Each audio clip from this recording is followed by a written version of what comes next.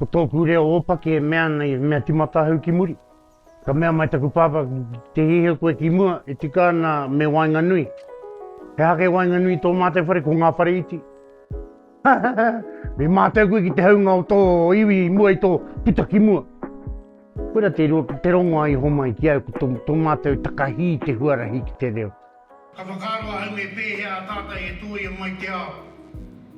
Ki roto i tōku ao Māori. I reira hau ka māranga. He māngā kia ke tōia tōku reo Māori ki te ao.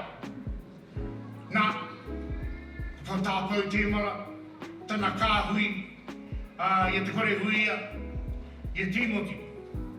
Me ponoa hau ki a koe kara. Ka mea tau ki a papa, ai papa hea nau ki te hai ki rau i te toko torura. Ka mea mai, o nei. Pai ana tātai, hai e tō hai, ka hoki mai mā mātai koe whakatika.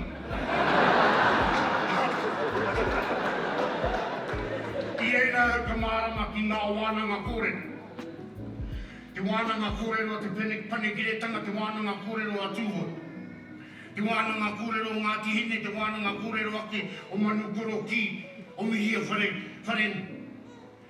Ngā marae putanoa tātou e hui nei, me a tātou wānanga e mihia tūna ki a tātou.